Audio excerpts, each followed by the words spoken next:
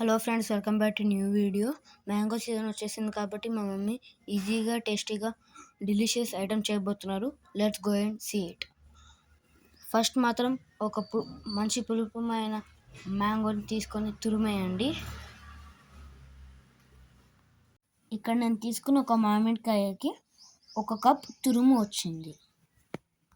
ఇక్కడ నేను తీసుకున్న 1 కప్ మామిడికాయ తురుముకి 1/2 kg ఆఫ్ రైస్ సరిపోతుంది.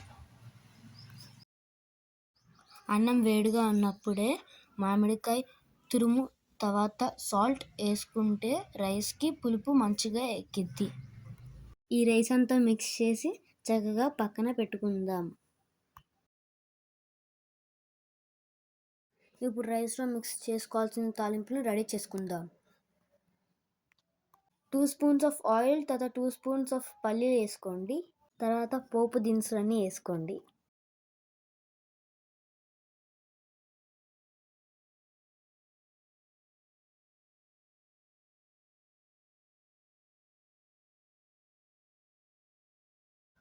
ఫోర్ ఎండుమిర్చిలు, 4 పచ్చిమిర్చిలు వేసుకోండి.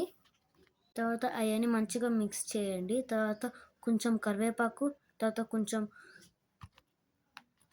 తర్వాత కొత్తిమీర కూడా వేసుకోండి. మంచి టేస్ట్ ఫ్లేవర్ ఎక్కిద్ది.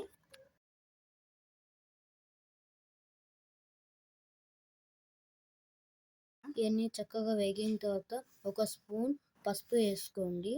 తర్వాత మిక్స్ చేసి గ్యాస్ ఆఫ్ చేయండి.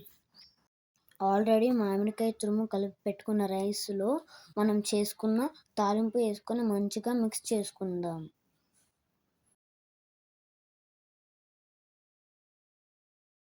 ఇక్కడ సమ్మర్ స్పెషల్ మామిడికాయ పులిహోర ready. Enjoy. Please like, share and subscribe. See you in next video.